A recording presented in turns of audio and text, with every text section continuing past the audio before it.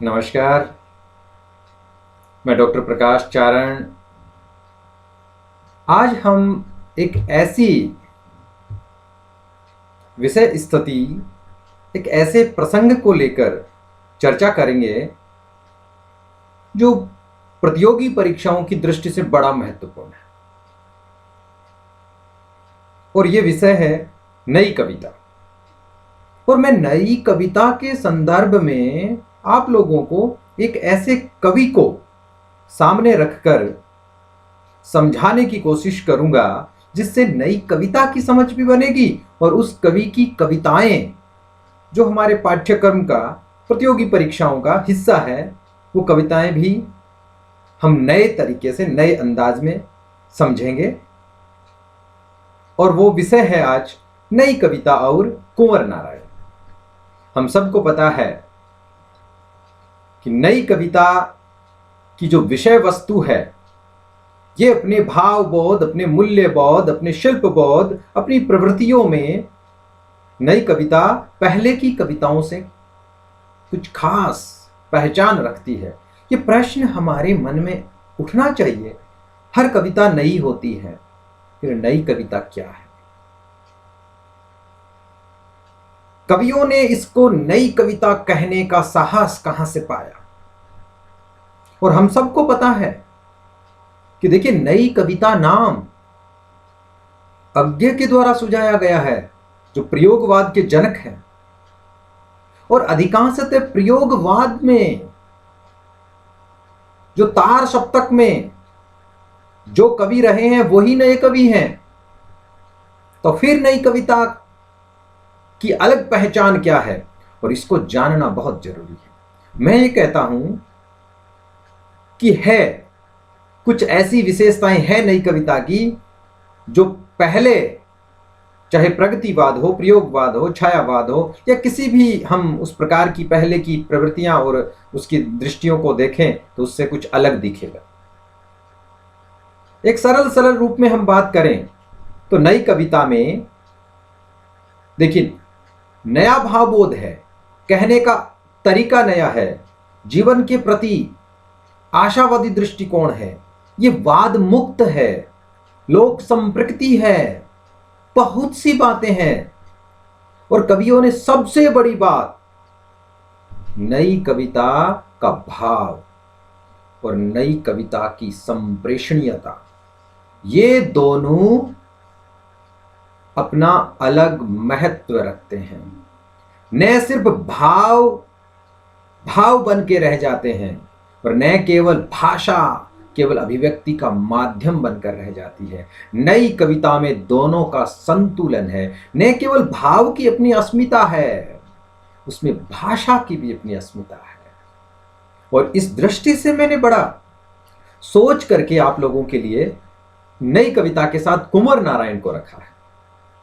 जो नई कविता की विशेषताएं हैं वे कुंवर नारायण की कविताओं में बड़ी सहज रूप से हमें मिलेगी। और दो कविताएं जो कुंवर नारायण की, जिस पर हम चर्चा करेंगे, कविता के बहाने, और दूसरी कविता बात सीधी थी पर, ये दोनों कविताएं नई कविता की प्रतिनिधि कविताएं हैं। इसलिए हम थोड़ा पहले कुंवर नारायण कविता को कैसे देखते हैं, वो कवि को कैसे देखते हैं, भाषा को कैसे देखते हैं, उनका अपना दृष्टिकोण क्या है, उसको भी जानेंगे। तो सबसे पहले इस कड़ी से, चूंकि एक बहुत बड़े कवि हैं, ज्ञानपीठ मिला है, अनेकों पुरस्कार प्राप्त हुए हैं, तो हमें उनका परिचय भी देखना चाहिए। ऐसे कवियों का परिचय भी, उनकी रचनाओं का और उनके युग बोध का हमें इस ढंग से समझने का प्रयास करना चाहिए कि जिससे किसी भी प्रकार की उलझन न रहे। तो देखिए, नई कविता और कुंवर नारायण पर शुरू करते हैं बात। कुंवर नारायण का परिचय, जन्म 19 सितंबर 1927 ईस्वी, मृत्यु 15 नवंबर 2017 ईस्वी। प्रमुख काव्य कृतियां: चक्रव्यूह, परिवेश, हम तुम, अपने सामने, कोई दूसरा नहीं, इन दिनों। ये कविता संग्रह, आत्मजयी 1965 ईस्वी, वाज सरवा के बहाने 2008 ईस्वी, ये खंड काव्य है और मिथकीय खंड काव्य है। आकारों के आसपास कहानी संग्रह, आज और आज से पहले इनका समीक्षा ग्रंथ है। तो ये भी हमें ध्यान रखना है कि मुख्यतः जो कुंवर नारायण की पहचान है कवि रूप में है।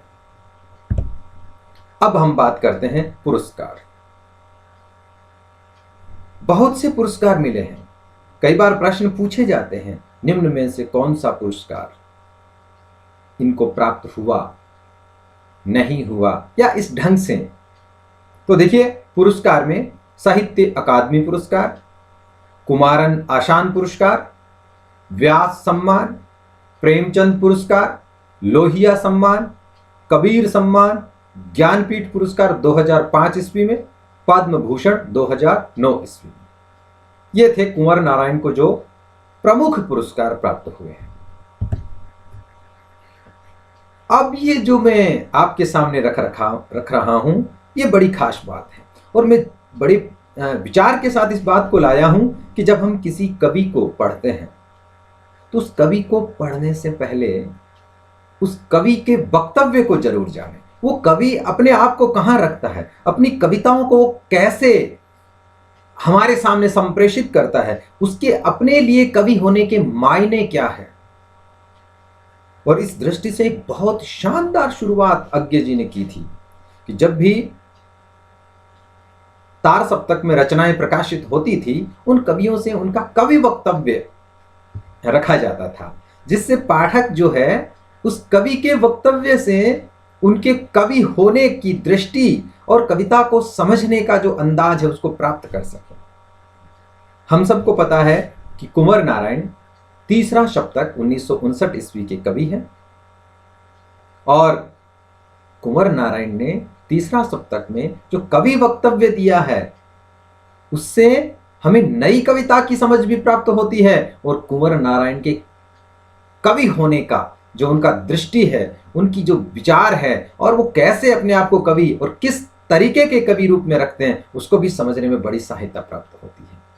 तो उन्होंने क्या कहा, देखिए कवि वक्तव्य में, मुझे वह अप्रोच पसंद है जो किसी भी सत्य को स्वयं में अंत न मानकर उसे अगले सत्य तक पहुंचने का साधन मानता है, जिसके लिए सत्य का अर्थ अपने से बड़े सत्य में विकसित हो सकने की सक्रियता है, रास्ते का पहाड़ बन जाने की जड़ता नहीं।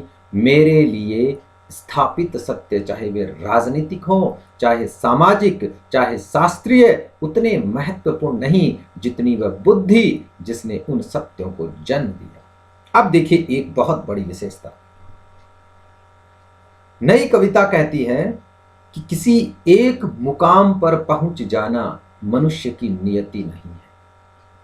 जो मनुष्य की नियति नहीं है वो कवि की नियति कैसे हो सकती है। इसलिए कुंवर नारायण ने कहा, मेरे लिए सत्य एक प्रक्रिया है, मेरे लिए सत्य कोई घेरा नहीं है, कोई परिधि नहीं है, कोई मुकाम नहीं है। मैं ये मानता हूं कि सत्य वह है जो निरंतर प्रक्रियाशील है, जो निरंतर क्रियामान है। सत्य कहीं जाकर रुकने का नाम नहीं है। सत्य ये कहने का नाम नहीं है कि मैंने सत्य पा लिया इसलिए बस जो मैंने जान लिया वही सत्य है, नहीं। नया कवि कहता है हर व्यक्ति का अपना सत्य होता है, उसका वो उतना ही सत्य है जितना उसने जाना है। सत्य और है, वह सत्य जो है वो उसकी प्रक्रिया से जाना जाता है। इसलिए उन्होंने कहा, और दूसरी विशेषता जो नई कविता की थी, बौद्धिक दृष्टिकोण, तार्किकता। इसलिए कुंवर नारायण ने कहा कि मेरे लिए जो स्थापित सत्य है कि ये सत्य है, ये सत्य है, ये सत्य है, उससे चाहे वह सामाजिक हो, शास्त्रीय हो, वो उतने महत्वपूर्ण नहीं जितने वह बुद्धि जिसने उस सत्य को जन्म दिया। यानी सत्य कहां से प्रकट होता है? सत्य बुद्धि से प्रकट होता है, सत्य तर्क से प्रकट होता है। इसलिए कवि ने साफ कह दिया, मेरे लिए तो एक अप्रोच वो पसंद अप्रोच है जहां सत्य एक प्रक्रिया की तरह रहता है। सत्य किसी रुकावट का नाम नहीं है, वो पहाड़ होने का नाम नहीं है, पठार होने का नाम नहीं है, सत्य निरंतर गतिमान होने का नाम है। तो इससे हम समझ पाएंगे कि नया कवि जो है अपनी कविता को, अपने कवि होने को किस दृष्टि में रखता है। एक बहुत अच्छी बात कुंवर नारायण ने प्रयोगवाद वाले इसी कड़ी में, तार सप्तक की इसी कड़ी में उन्होंने कहा था कि जबरदस्ती किसी नए विचार को पुराने छंद में कसना उसकी जान लेना भी हो सकता है। यहां हमें यह समझ में आना चाहिए कि भाषा और भाव का जो संबंध है, शास्त्र और आपकी अभिव्यक्ति के जो नए विकल्प है उनके बीच जो संबंध है, कवि कहता है कि अगर विचार नए हैं और उसके लिए संप्रेषणीयता का माध्यम नया चाहिए तो वो नया ही होना चाहिए। पुराने छंद में अगर हमने नए विचार को जबरदस्ती कसने का प्रयास किया तो जब हम कविता में देखेंगे तो ऐसा होगा कि जो हमारा जो विचार है वो मिट जाएगा, एक तरह से उसकी जान चली जाएगी, जो उसकी आत्मा थी, उसकी जो सबसे बड़ी उसकी ताकत थी वो कमजोर हो जाएगी। इसलिए कहा जबरदस्ती किसी नए विचार को पुराने छंद में कसना उसकी जान लेना भी हो सकता है। और आगे उन्होंने कहा छंद जिन्हें कविता का कारण कहना शायद गलत न होगा। छंद जिन्हें कविता का कारण कहना शायद गलत न होगा। कविता के विकास में कुछ उसी प्रकार टूटते और बनते हैं जैसे भाषा के विकास में व्याकरण। अब यहां बात क्या है? यहां बात यह है कि हां, छंद कविता का हेतु है, छंद कविता को पहचान देता है, लेकिन इसका अर्थ यह नहीं कि जो छंद चले आ रहे हैं उन्हीं छंदों में कविता कही जाए। जैसे व्याकरण भाषा को नियमबद्ध करता है, लेकिन यह भी याद रखना है कि पहले भाषा है और उसके बाद व्याकरण। इसलिए भाषा के विकास में व्याकरण तो टूटते और बनते रहते हैं, इसलिए कविता के विकास में छंद तो बनते और सुधरते और परिष्कृत होते रहते हैं। अब देखिए सबसे बड़ी बात जिससे हम समझें कि कविता क्या है, नया कवि कविता को क्या समझता है, उसके लिए कवि होने का अर्थ क्या है। और इस दृष्टि से कुंवर नारायण का जो वक्तव्य है बहुत प्रेरक और बहुत स्पष्ट और खुला है, वो किसी वाद के दायरे में नहीं है। इसलिए उन्होंने कहा जीवन के इस बहुत बड़े कार्निवल में कवि उस बहुरूपीय की तरह है जो हजारों रूपों में लोगों के सामने आता है, जिसका हर मनोरंजक रूप किसी न किसी सतह पर जीवन की एक अनुभूत व्याख्या है और जिसके हर रूप के पीछे उसका एक अपना गंभीर और असली व्यक्तित्व होता है जो इस सारी विविधता के बुनियादी खेल को समझता है। अब देखिए यहां से हमें नई कविता और कुंवर नारायण के कवि होने का जो अंदाज है वो समझ में आएगा, पकड़ में आएगा।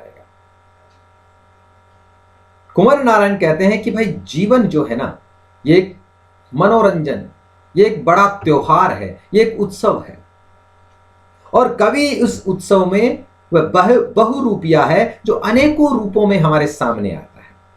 यहां तक तो बात ठीक है, अनेकों कविताओं में कवि अनेकों रूप लेकर के आता है और वो जो हजारों रूप जो कवि लेकर आता है उसमें मनोरंजक रूप होते हैं। लेकिन सबसे बड़ी बात क्या है? कुंवर नारायण कहते हैं कि कवि जिस किसी भी रूप में आए, अपने उस रूप में वो हर बार गंभीर होता है और असली होता है। इसका अर्थ क्या है कि कवि अपनी अनुभूति के प्रति इतने गंभीर होता है कि जो रूप लेकर आता है वह रूप पहले उसमें जीता है, वह रूप उसका अपना होता है, इसलिए वह हर अपने रूप में गंभीर और असली होता है। इसलिए कविता एक तरह से कवि के भोगे हुए जीवन। अब भोगे हुए जीवन की व्याख्या बहुत बड़ी है, सिर्फ किसी को अपने साथ घटित घटनाएं ही भोगना नहीं होता है, संवेदना का बहुत बड़ा दायरा है। इसलिए कवि ने कहा लेकिन जब भी कवि अपना शब्द, जब भी अपने भाव को वो अभिव्यक्ति देता है तो उस अभिव्यक्ति में वह उतना ही गंभीर होता है। बिना गंभीरता के कविता नहीं रची जा सकती। और मैं ये कह सकता हूं कि बिना गंभीरता के ने कविता समझी और पढ़ी भी जा सकती। अब देखिए, अब जब हमने देख लिया कि नई कविता और कुंवर नारायण और कवि होने के क्या मायने हैं, तब हम कुंवर नारायण की दो छोटी कविताएं, और उन दोनों कविताओं में मैंने इसको इसलिए रखा है कि एक तो ये दो कविताएं दो बातों को स्पष्ट करती हैं। कविता के बहाने देख लीजिए, कविता के बहाने में कविता क्या होती है यह महत्वपूर्ण है, और बात सीधी थी पर में संप्रेषणीयता क्या होती है, यानी भाव और अभिव्यक्ति, ये दोनों क्या है नई कविता में। ये बड़ी स्पष्ट बात इन दो कविताओं के माध्यम से हमारे सामने आती है। कविता पढ़ने में देखने में बड़ी सरल लगती है, लेकिन इन कविताओं में एक बहुत बड़ी गंभीरता है, और वही गंभीरता है कवि कविता के बहाने जो बात कहते हैं। तो इसको हम रखते हैं कि इन दिनों इनका जो काव्य संग्रह था उसमें से ये कविता के बहाने कविता है। कवि क्या बात रखता है? कविता एक उड़ान है चिड़िया के बहाने। कविता की उड़ान भला चिड़िया क्या जाने, बाहर भीतर इस घर उस घर, कविता के पंख लगा उड़ने के माने, चिड़िया क्या जाने। ये जो पंक्तियां हैं, कवि कहता है कि साधारण दृष्टि से लोग कहते हैं कविता एक उड़ान है, लेकिन कवि ने कहा नहीं, नया कवि कह रहा है नहीं, ये कल्पना की उड़ान नहीं है, ये मात्र यथार्थ की जमीन नहीं है। और जो कविता को एक उड़ान कहते हैं, कवि कहता है उनको यह भी समझना चाहिए, जो चिड़िया की उड़ान कहते हैं कि चिड़िया की उड़ान की अपनी एक सीमा है, उसका अपना एक काल बोध है, उसका अपना एक समय बोध है, उसका अतिक्रम वह नहीं करती। लेकिन कविता जो है वह कुछ और है। कैसे और है? देखिए, कविता एक उड़ान है चिड़िया के बहाने। कविता की उड़ान भला चिड़िया क्या जाने, कि लोगों ने माना कि कविता को चिड़िया की उड़ान कह दिया जाए, लेकिन उन्होंने कहा लेकिन कविता की जो उड़ान है उसको चिड़िया नहीं जान सकती। क्यों नहीं जान सकती? बाहर भीतर, जो भीतर है वह बाहर है, जो बाहर है वो भीतर है। इन दोनों को एक कर देना, अभिव्यक्ति और आपके भाव, समय और आपकी चेतना, उन सबको एक कर देने की जो कला है वो चिड़िया की उड़ान में नहीं है। इसलिए बाहर भीतर, इस घर उस घर, और इस घर उस घर में क्या है? इस घर उस घर का अर्थ है सर्वत्र। चिड़िया की उड़ान सर्वत्र नहीं है, उसका एक दायरा है ना। इसलिए कहा इस घर उस घर, यानी सर्वत्र जो कविता है, कविता के पंख लगा उड़ने के माने, चिड़िया क्या जाने। इसलिए कहा कि कविता के जो पंखों की जो उड़ान है उसके माने चिड़िया की उड़ान नहीं हो सकती, इसलिए चिड़िया उसको नहीं जान सकती। फिर दूसरी जो कवि ने कहा कि कविता एक खिलना है फूलों के बहाने। कविता एक खिलना है फूलों के बहाने, कविता का खिलना भला फूल क्या जाने, बाहर भीतर इस घर उस घर, बिना मुरझाए महकने के माने, फूल क्या जाने। फिर कवि कहता है कि हो सकता है कि कविता को हम कहें कि कविता खिलती है, सुगंध देती है, कविता में एक जीवन का आनंद समाया रहता है, और उसके लिए कवि कहते हैं कि हो सकता है लोगों ने एक उपमान चुना हो, फूलों का खिलना। इसलिए कहा कविता एक खिलना है फूलों के बहाने। अगर कोई कविता को फूलों के खिलने, फूलों के उस सुगंध के बहाने लेकर चले, लेकिन कविता का खिलना भला फूल क्या जाने, फिर कवि कहता नहीं, कविता जो खिलती है उसके माने फूल नहीं जान सकते। क्यों? क्योंकि फूल के खिलने की भी एक सीमा है। जो फूल खिलता है वो मुरझाता है, उसकी सुगंध कुछ समय तक रहती है, इसलिए वो काल का अतिक्रम नहीं कर पाता है। वो समय को बांध नहीं पाता है। इसलिए देखिए, कविता का खिलना भला फूल क्या जाने, बाहर भीतर वही, जो जैसा है उसी रूप में, जो भीतर है उसको बाहर और बाहर है उसको भीतर, यानी एक ऐसा सामंजस्य जहां किसी प्रकार का भेद नहीं हो, न समय का भेद हो, न काल का भेद हो, न स्थान का भेद हो, न भाव का भेद हो, न अभिव्यक्ति का भेद हो, न शिल्प का भेद हो, न उपमान का भेद हो, किसी भी प्रकार का कोई भेद नहीं हो। और इसलिए बाहर भीतर इस घर उस घर, यानी सर्वत्र सर्वत्र स्वीकार्यता ही कविता की पहचान है। इसलिए कहा इस घर उस घर, बिना मुरझाए महकने के माने फूल क्या जाने।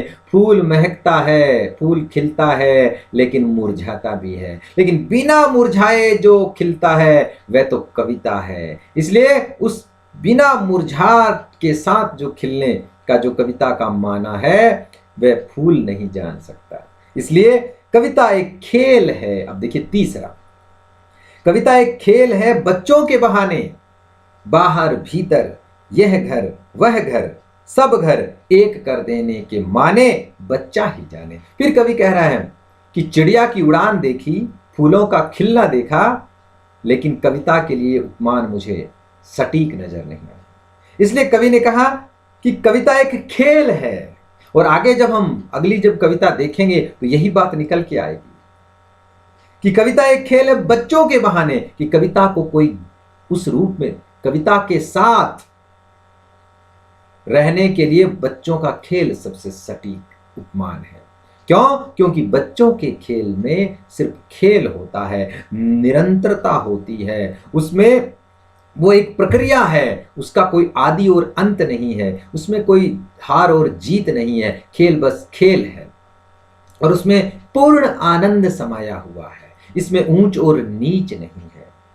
इसलिए कहा कविता एक खेल है बच्चों के बहाने, बाहर भीतर सब कुछ को एक कर देना, यह घर वह घर यानी सर्वत्र, और सब घर एक कर देने के माने बच्चा ही जाने। जब तक वो बच्चा है तब सब घर एक, उसके लिए सब एक समान है। और कविता भी क्या है?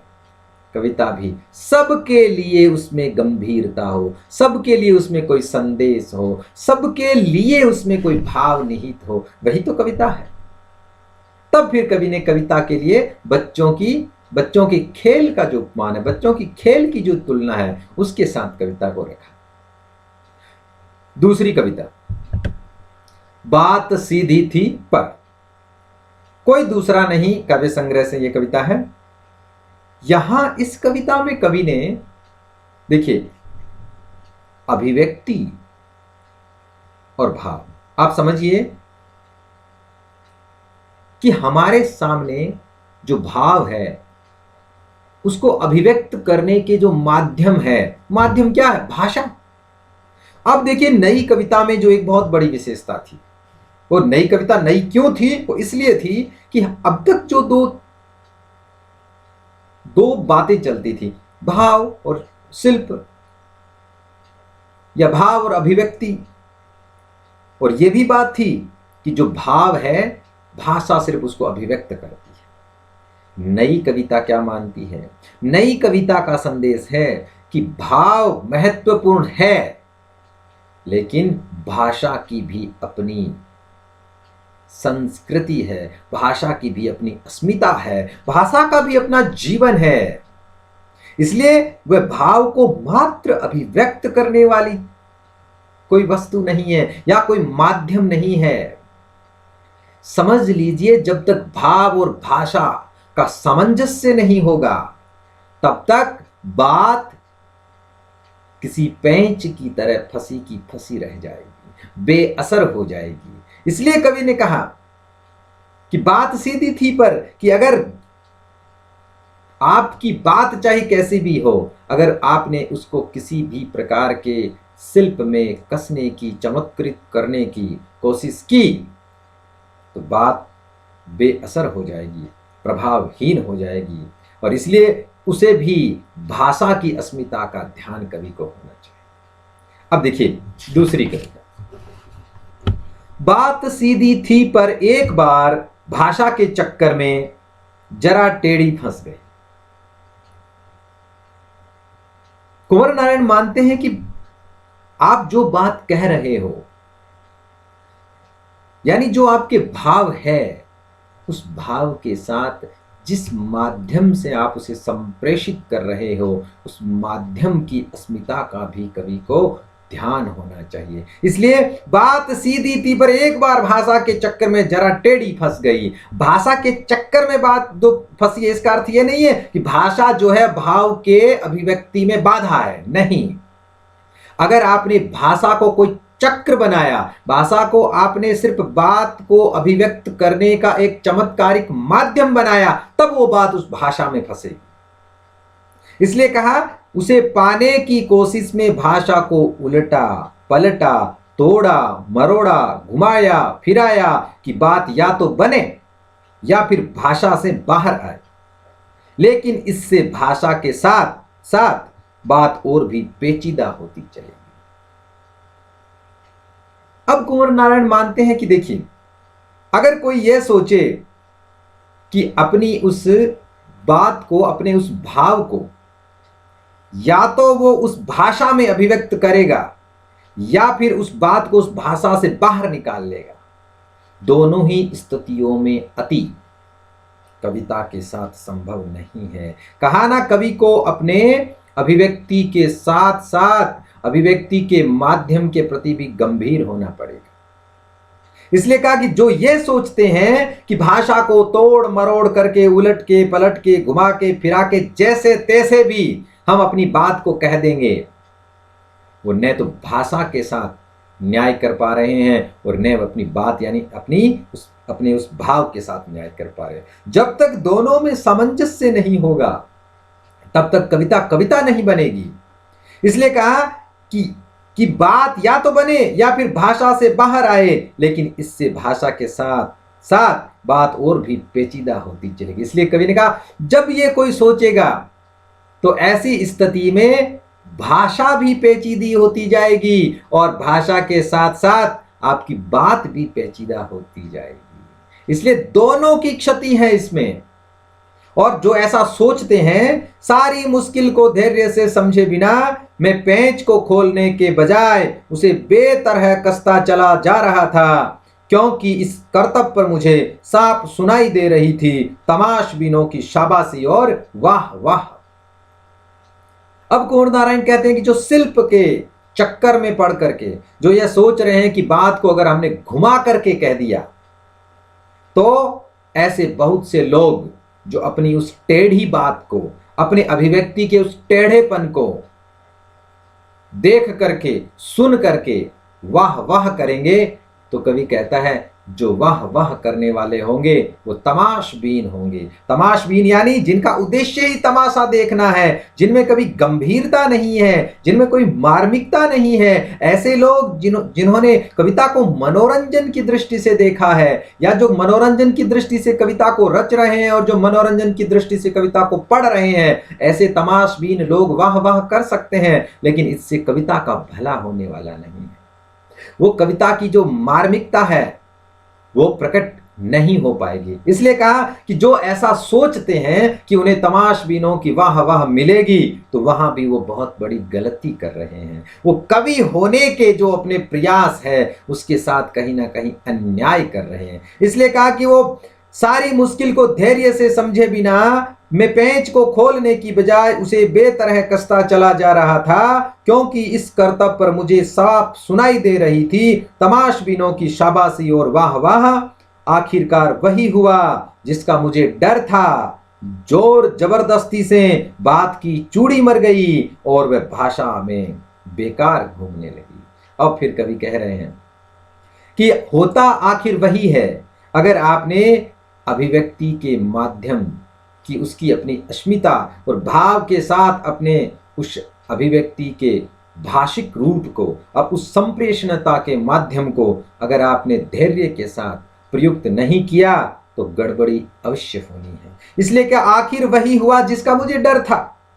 जोर जबरदस्ती कविता में नहीं चल सकती।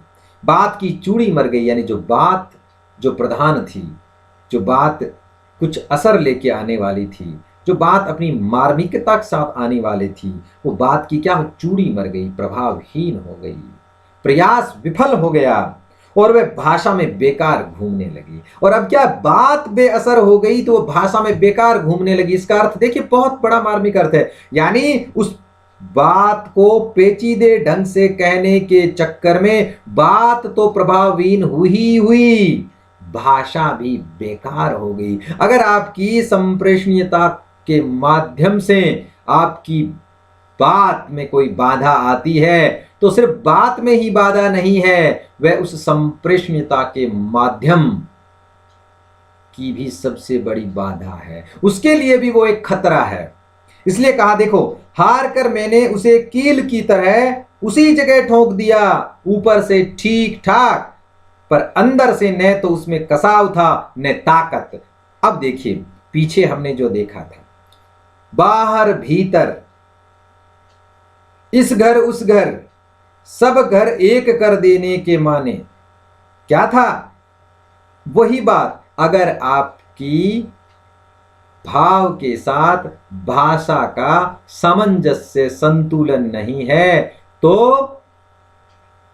बाहर और भीतर, यानी आप जिस प्रकार की बात के लिए जिस प्रकार की भाषा होनी चाहिए, अगर वो नहीं है तो हो सकता है तमाशबीनों को जो बाहर से बड़ा चमत्कृत रूप दिखता हो वही स्थिति होगी, लेकिन असली जो उसकी मार्मिकता है वो प्रकट नहीं होगी, वो बेअसर हो जाएगी। इसलिए हार कर मैंने उसे कील की तरह उसी जगह ठोक दिया, ऊपर से ठीक ठाक पर अंदर से न तो उसमें कसाव था न ताकत, यानी ऊपर से चाहे बाहरी रूप से वो बात लगती हो कि उस भाषा में बात बन गई हो, लेकिन वो बनती नहीं है, वो सिर्फ क्या है, बाहरी आवरण है।